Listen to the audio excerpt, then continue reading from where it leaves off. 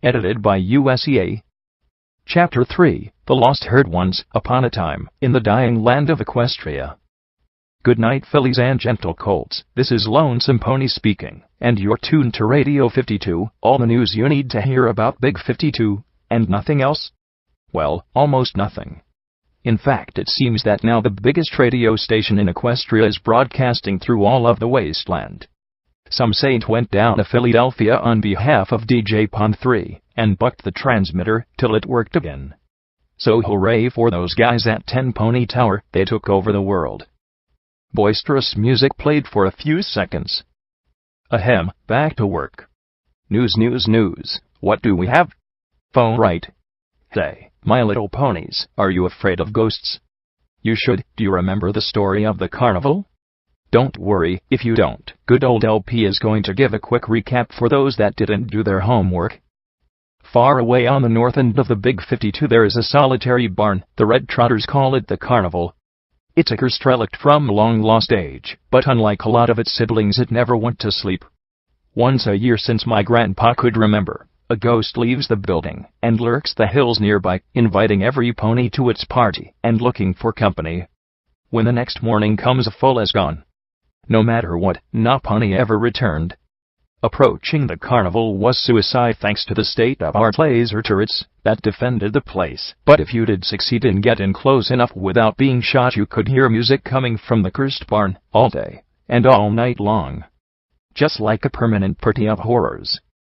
Well, my little ponies, it seems that some pony just yelled, "I ain't afraid of no ghosts," rushed inside the barn with the party in full swing, and blew the roof off that whole place. Quite literally. No more full napping ghosts for the Red Trotters. I tried to gather some information about this benefactor, but what I got was a bit messy. Apparently it's some sort of ghost itself, a foal wearing a yellow rat suit, and rising from death in a pink cloud. Well, yellow ghost, nice work. One problem solved, 999 to go. Oh, did I mention the fact that this year's victim made it safely to home? Celestia bless our souls. And now back to good old Pony Marcus. I can see that lone star from 1,000 miles away calling me back home, though I've ventured far away. When I see that beacon shining for me all along, it calls me to Equestria, and a home. Day 4, time approximately 30 minutes past midnight AM, location, Salt Cube Flats, Big 52 N Branch. Puppy trotted along Route 52 heading south. The big city had grown from a silhouette on the horizon into a large, sprawling mass just a few kilometers in front of her. The foal trotted all day long, and now that the light was fading into darkness, the filly's eyes turned bright pink, shining in the night, while she walked down the road. Without the daylight it was possible to see a green glow around the dome of Salt Cube City, while the bigger skyscrapers of downtown were lit with some sparse fires. The largest part of the city simply faded into the darkness of an ever-clouded night sky. Around midnight, the filly in yellow spotted a small caravan coming in her direction from south. There were half a dozen of ponies, and they had some strange two-headed cows with them. Puppy sat down in surprise, and waited for them to draw near. Obviously the caravan guard spotted the foal quite soon, mostly because she was a light sore sitting by herself in the middle of the road. Needless to say, the guards were already on edge. A large buck wearing a light combat saddle mumbled to another, "What do you think could be that ghost from the news?" The leader of the guards, an earth pony mare, with a big revolver, shrugged. Rising a hoof, she made the caravan stop. "Dunno, but I'm not taking any chances. Let's move to on the sides, to here. I'm trying diplomatic approach. Cover me, or forget your pay." Two of the guards detached from the caravan and left the route, circling Puppy Smiles, one on each side. In the meantime, the leader ran ahead while the caravan with the remaining two guards kept their distance. The sight of the filly was quite an eerie one. The small yellow silhouette with the glowing pink light coming from the glassy helmet was already a perfectly valid argument in favor of opening fire.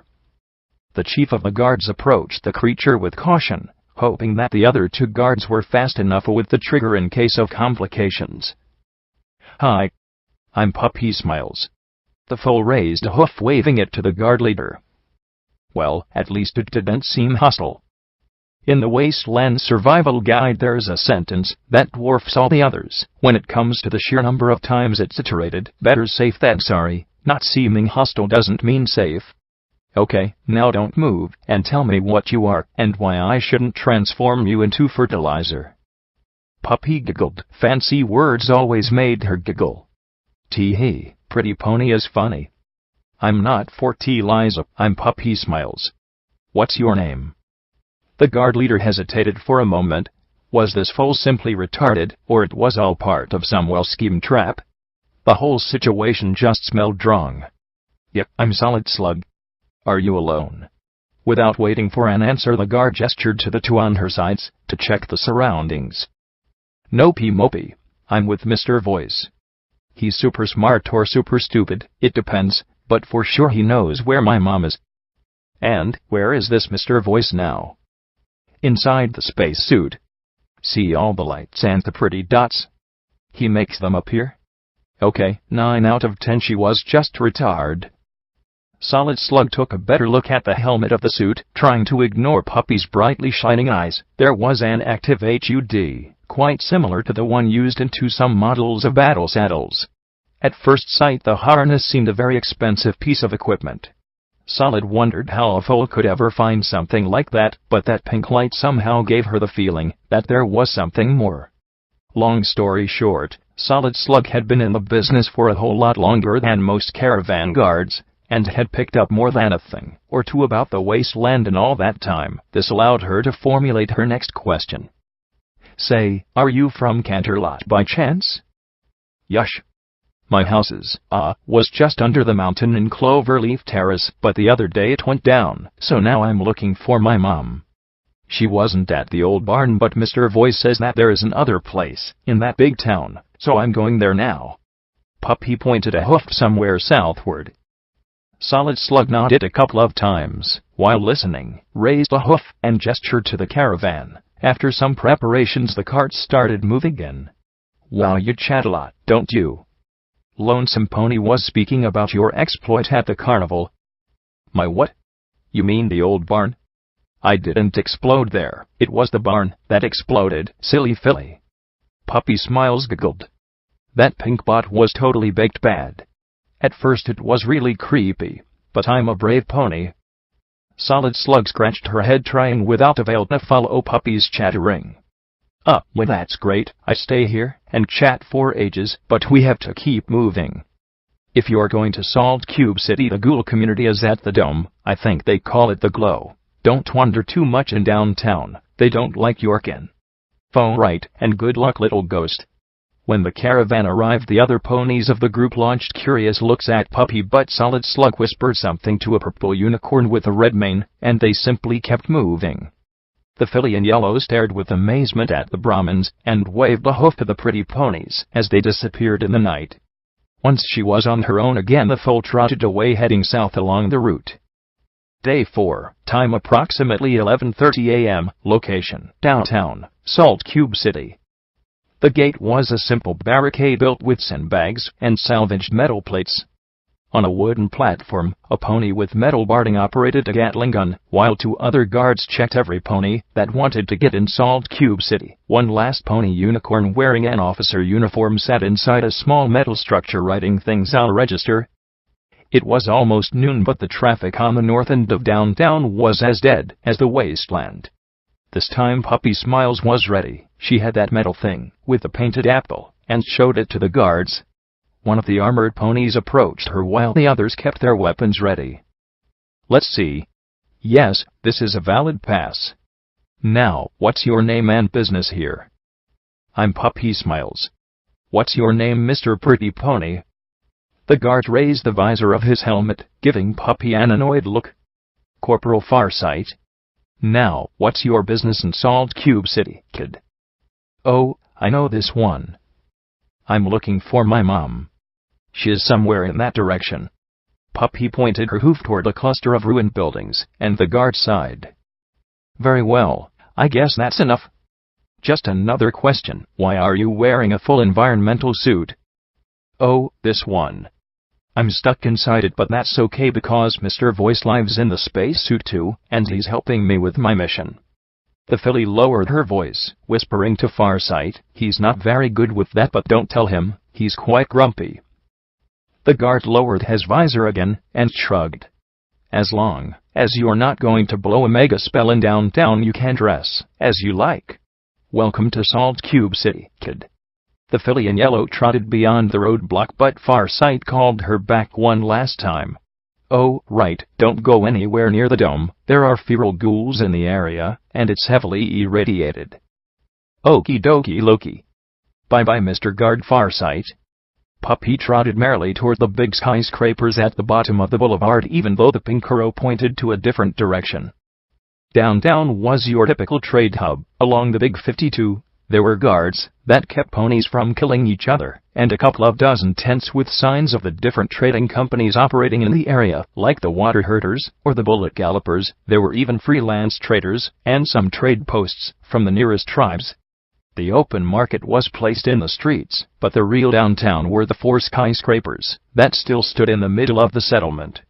Salt Cube City had been the target of a single mega spell during the war, and the missile vector that should deliver it malfunctioned. The warhead hit the Salt Cube dome in the city periphery, piercing the roof and exploding at ground level. The massive structure of the dome shielded the surrounding area from the worst effects of the direct hit, but not from the fallout. During the successive 2 centuries, the most weathered buildings surrendered one by one to the ravages of time, but the 4 biggest and least damaged skyscrapers survived and still stood in the middle of the city. The 4 towers were the symbols of power of Salt Cube City. 2 of them were each the main hub of a trading company, while the third was the headquarters of the Hired Hooves, a powerful mercenary company. The last building was the smallest one, and housed the White Apples, the original tribe that inhabited the city. They were formerly the real proprietors of the whole town, and got a share of all the commerce going on in the place. The White Apples were also the main breeding ground for the Hired Hooves, mostly consisting of the families of the ponies that worked for the mercenary company. Puppy stood in front of a small tent marked with a red splash, the symbol of the Red Trotters. The shop sported a vast choice of melee weapons and light armors on the shelves. A mare with an old cowboy hat was sitting on an ammunition box just in the middle of the exhibition. "Say, nice dress, little one." "Say, are you from the north?" The mare smiled at Puppy and lifted her hat with a hoof, revealing a horn on her forehead. The cutie mark on her flank depicted a basketball. "Hi. I'm Puppy Smiles." The foal waved a hoof and trotted toward the mare. "I'm from there." Puppy pointed a hoof at the street outside the tent. "I'm Playmaker. I think that lonesome pony mentioned something about you last night." You mean the chatty pony of the music channel?" Puppy scratched her helmet with a thoughtful expression. "Last time he was speaking of the importance of drinking pure water." No, I mean the news about the yellow ghost." Maybe there is more than a pony wearing a rat suit around. Anyhow, what do you need?" Puppy Smiles frowned. "Why is every pony calling me a ghost?" Playmaker smiled. "So it's you after all. I knew it." The unicorn tapped her chin for a moment. "Say, aren't you a bit too young to destroy a cursed barn? Actually, aren't you a bit too young to go around on your own? Are you a crusader?" "Nopey mopey. I'm looking for my mom, and I'm not alone. I have Mr. Voice with me." "Your mom? Maybe I can help you. A lot of ponies visit downtown every day." "What's your mom's name? What's her cutie mark?" Puppy smiled widely. "Oh, her name is Rainy Days. She's purple and has an orange mane, and her cutie mark is a cloud with raindrops. Have you seen her? Mr. Voice says that she's somewhere in this place." "That way." Puppy pointed her hoof again in the direction of some destroyed buildings. Playmaker shook her head. "I'm sorry, kid. Can't remember a pony with that palette or cutie mark, and the name doesn't ring a bell." The merchant unicorn looked in the direction that the foal was pointing and frowned. "That way, you say? This can't be good. That's the radioactive area. The only standing building in that direction is the dome, and, trust me, you don't want to go anywhere near to the dome." "The dome? What's that?" "It's a place filled with feral ghouls and other horrors. It's highly radioactive, but maybe that's not a problem, since you're wearing a rat suit. The real problem are the inhabitants. A small community of fanatical religious ghouls live there, but they're on the brink of madness. In fact, some of their siblings went actually mad and attacked the caravans heading here. There's quite a situation now, and the White Apples are looking for a way to get rid of those rotheads. They blast any ghoul that shows his face outside, but they can't go in and finish the job. The whole place is a death trap if you're not immune to radiation, so they reached a stalemate. Puppy Smiles frowned. What's a ghoul? Are you kidding me? You don't know what a ghoul is? Playmaker stared at the blank expression of the foal and sighed. No, you're not kidding. She shook her head. A ghoul is a pony that was poisoned by radiation a long time ago, when the mega spells hit. Instead of dying, they were transformed into, I'm not sure what they are, living dead. Maybe some sort of zombie. Anyhow, many of them went crazy because of that mutation, and became feral ghouls, aggressive creatures that attack and try to eat every pony they see. Others retained their sanity and became immortal, but were disfigured by the mutation. Their manes fell out, their hides burned away, and their flesh began to blister and rot. Every ghoul looks like a decomposing corpse, but somehow they remain alive. The problem is that sooner or later every ghoul goes bowing in the head and changes their diet for a meatier one. Puppy frowned. The unicorn could see fear and realization in her eyes. Miss Playmaker, if my mom is really where Mr. Voice says, will she be okay? The unicorn lowered her hat, hiding her eyes from the filly. I don't know, little ghost, but the dome is a dangerous place. I hope you're not going there after what I told you. Puppy stood on her hooves with renewed determination in her eyes. I have to go. My mom could be there, she could be in danger. Playmaker realized that she'd never be able to talk her out of that suicide mission. You're not family, I can't tell you what to do and what not, but please listen to my advice. Go to that tower, the one with the big white apple on the sign. Tell the pony at the entrance that you want to enroll for a scout mission into the dome. They'll give you some equipment, and maybe a weapon. You have a rad suit, and they're so desperate that they'll accept any pony at this point, if they think you could at least stand a chance. Puppy smiled. Okie dokie Loki. Hang on, Mom, I'm coming to rescue you. The foal galloped out of the tent and eagerly rushed into White Apple Tower. Day 4, time approximately 2 p.m., location, Salt Cube Dome, Salt Cube City. Warning. Mild radiation detected. Threat level, negligible. The dome was a homonosyllabic structure that had once served as an expo center where a large number of events could be hosted at the same time. A gigantic globular roof once covered the building, but now it was almost completely destroyed, leaving only the external walls still adorned with columns and arches that made the structure vaguely resemble an oversized coliseum. A boulevard headed right to the main entrance of the dome, a monumental arch that led into a hall where the huge remains of a marble statue littered a floor that once was made of polished stone tiles, but now was mostly a carpet of rubble. Puppy stood in front of the archway, looking at the pink arrow on the compass. Okie dokie, Mr. Voice, what are we doing now exactly? Ministry of Morale Hub reached. Primary objective attained. Yes, I know that we are here. I'm asking what's next. What are we supposed to do here?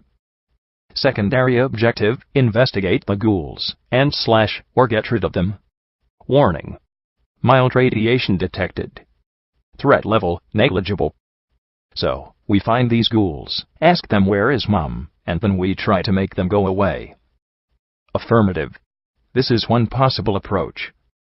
Great, I love having a plan. Let's do it. Puppy stepped into the hall and yelled, "Hey, ghouly ponies." Her voice echoed several times into the large structure, but it didn't seem to get any answer. So the filly in yellow trotted toward a large stair at the bottom of the entrance hall. Warning. Heavy radiation detected. Threat level, negligible. Hey, I think I've seen some pony moving behind that statue. Hey you, wait. Puppy galloped in the direction of a shadow that was hiding behind the pedestal of another broken marble monument. As the foal reached the hiding pony, she slowed to a trot and called out to him or her. Hi, I'm Puppy Smiles. Have you seen that pony? It was him, Count Horse-style.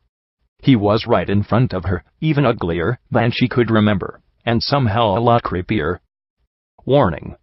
Hostile detected. Feral ghoul. Distance 2 meters. Threat level low. The creature was looking at Puppy's face, drooling a yellowish stuff from its mouth. It seemed oddly uncertain about its next move. Puppy stepped back, terrified by the macabre sight. Why are you still coming after me? Leave me be. Go away.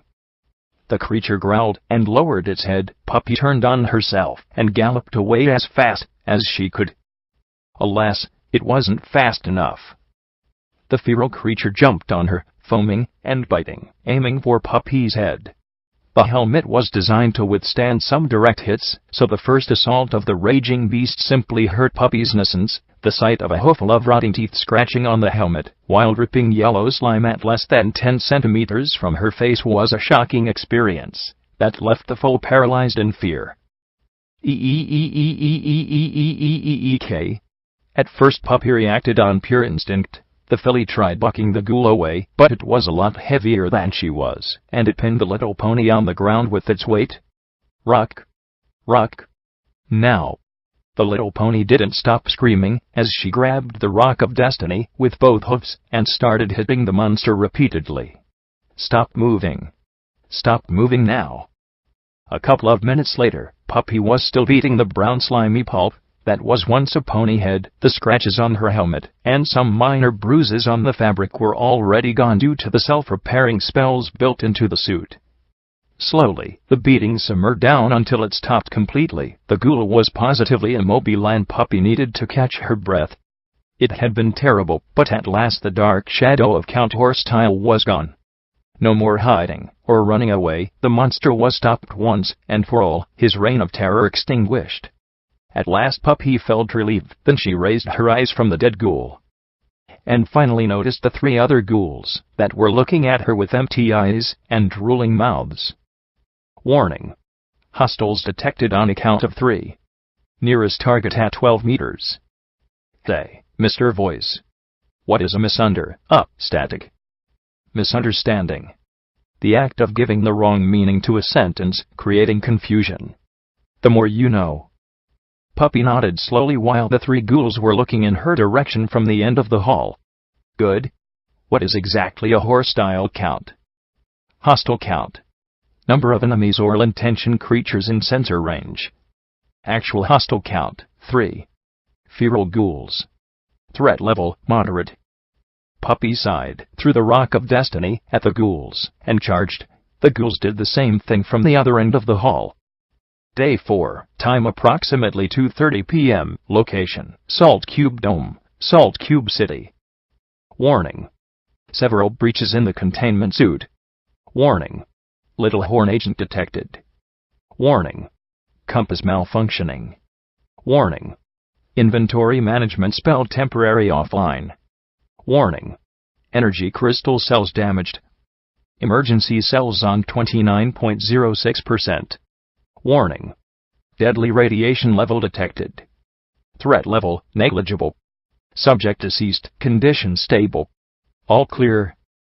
Puppy stood in the middle of a scene of mayhem, decorated with goo and rotten flesh. The bodies of 3 ghouls lay scattered on the ground with their heads missing. The whole fight had taken a while and been very messy, with the ghouls regenerating because of the radiation in the area and Puppy regenerating because of the pink agent and her Rasut's enchantments. In the end, the foe's dedication at aiming only for their heads won against the brainless biting and bucking of the ghoul trio, but in the process she had been beaten like a bucking bag. Her flanks were half-eaten, and a thin pink cloud invaded the area. They. Mr. Voice, are you sure that Mom is in this place? Affirmative. Actual position, Ministry of Morale Structure Idaho 00201, Salt Cube Dome. Okie dokie, Loki. Puppy stopped listening at affirmative and bit the dust falling on the ground, exhausted from the fight. Because the only thing I want to do now is crying. A couple of figures appeared from another entrance of the hall. They seemed to whisper something to each other before one of them took a hunting rifle, and the other moved cautiously toward the filly in yellow. Puppy reached out with her hoof for the rock of destiny in front of her and grabbed it, but her eyes were so tired, she just wanted to lay down a little more. Please, go away, please, stop being mean, I'll behave. The nearest pony now was close enough to let Puppy take a good look at it. It was another ghoul, but somehow different from the others. This one was wearing a uniform similar to the one of the mare that gave her the suit. Moreover, it didn't drool, had some intelligence in its size, and last, but not least, it spoke. "Hey, are you okay, little one? This place is deadly dangerous." The pony's voice was like chalk screeching on a blackboard, but somehow Puppy felt like it was a mare's voice. "Hey, soft air. We have to take this foal out from the radioactive zone before she dies. Do we have some Rad-X or some Rad-Away?"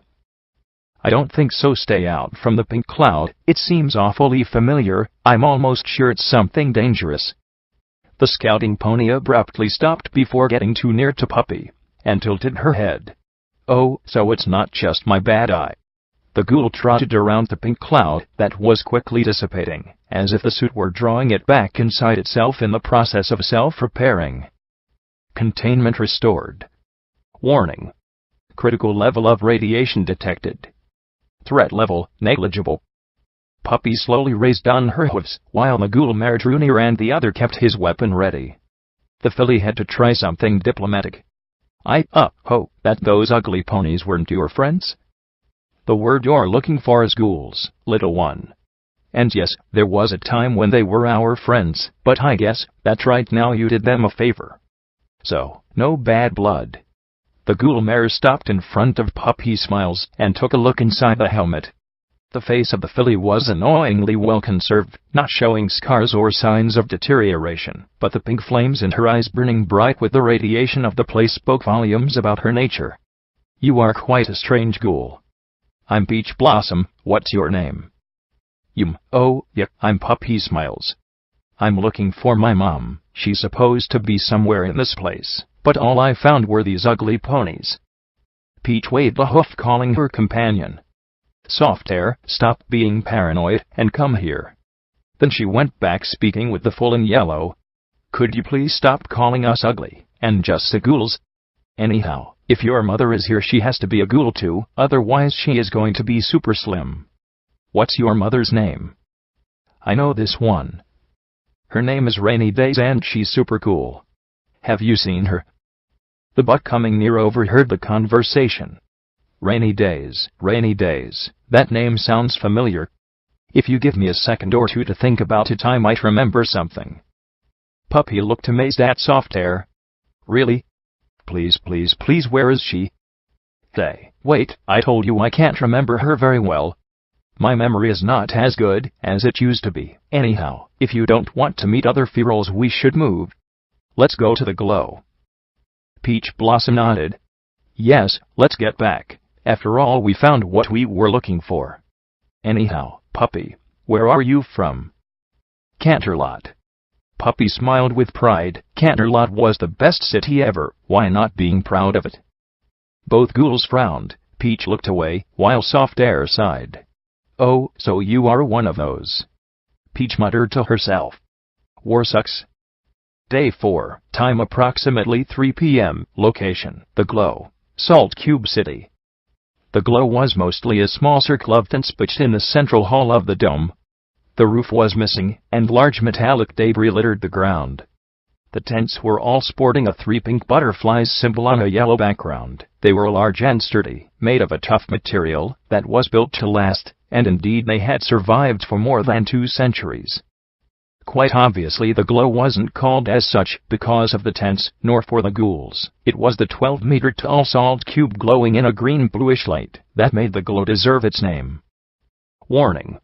Radiation level off the scale. Sensor emergency shutdown activated in order to prevent irreversible damage. Threat level, negligible. The HUD of the helmet disappeared. Puppy frowned for a single moment, then shrugged. Maybe even Mr. Voice needed a little sleep sometimes. The cube was drawing all of Puppy's attention. At the moment, it was shiny and glassy and super nice. The fool wondered if she could have some little shining cubes to keep in her bedroom. This could get rid of that bad scary monster that lived under her bed. For a moment the fool missed her home and felt like crying, but she was a filly on a mission, and she didn't have time for these things, so she asked, "What's that pretty shiny cube? Can I have a shiny cube too?" Please? Puppy, please? Soft Air chuckled. I don't think so, Puppy, but I could have something nice if you will be a good pony. Deal. Puppy started jumping all around. A present. For me? Gimme, gimme, gimme. Now, I told you to behave, right? First of all, we are going to have a little chat with Sandbox, then we'll try to find something about Mrs. Rainy Days. Puppy stopped jumping and began to trot alongside Soft Air and Peach Blossom. Do you know? Even if you're pretty ugly, you are funny and nice ponies. Peach deadpanned. Well, thank you, Miss Munster.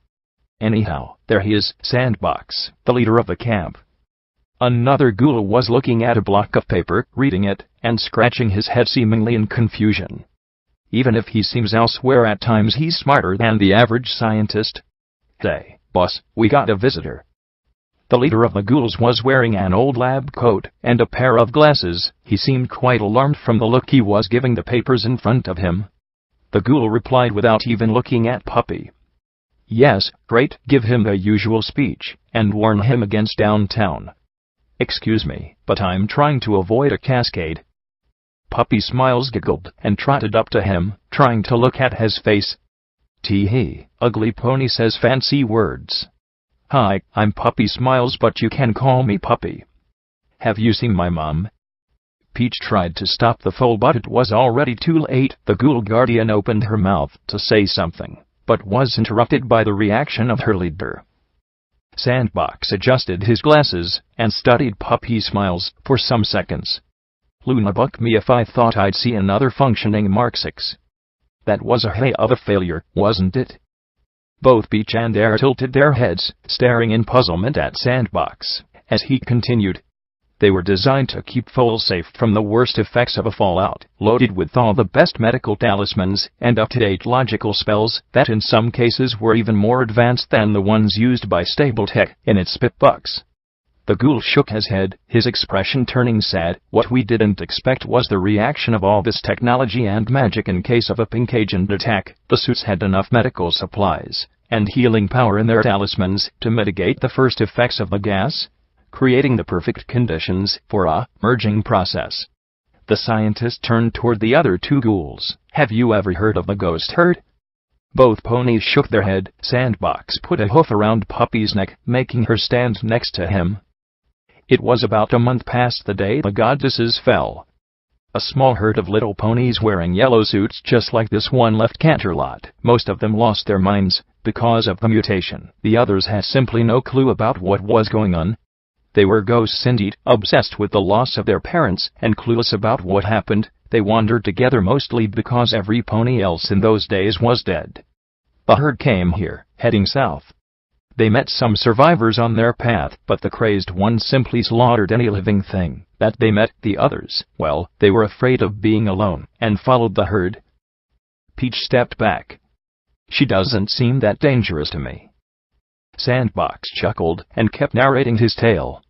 They are mostly immortal like us ghouls, but they rise from their own dust, unless you tear their bodies apart, like Canterlot ghouls. Even worse, the MK6 has a very advanced self-repairing spell that lets them recover even from some amputations, and such. They are quite the little yellow devils. Soft Air tapped his chin. But if they were so invincible, where are they now? I have no idea. Most of them were taken down, at last. A decapitation combined with the destruction of the main spell matrix and the backup system should do the trick, but it's not that easy if you don't know what you're doing. Anyhow, at some point they left, disappeared, and were never heard from again. The whole thing lasted a couple of weeks at most. You had to be there to remember them, but it was quite a disheartening sight. All those foals left alone and cursed in a dying world, poor things. The elder ghoul patted Puppy on her helmet. The foal listened to the whole story, trying to follow it, but she seemed a bit confused. I don't like this story, it makes me sad. Sandbox simply sighed and kept his hoof around Puppy's neck. Don't worry, little one. It's just an old ghost story. Don't let old Martale zap your enthusiasm. I think I have a Pinkie Pie plushie somewhere. Let's do this. Now just tell me why you are here and I'll give it to you, yes? A large grin appeared on Puppy's face, the story of the ghost had already forgotten in favor of a way more interesting new toy. Sure. I'm looking for my mom. Her name is Rainy Days, and she is the best pony ever. Puppy seemed to remember something else. Oh, right. And I'm here to tell the ghouls to go away and never come back. Have you seen any ghoul around, Mr. Ugly Pony Boss? Peach Blossom Face hoofed. Footnote, level up.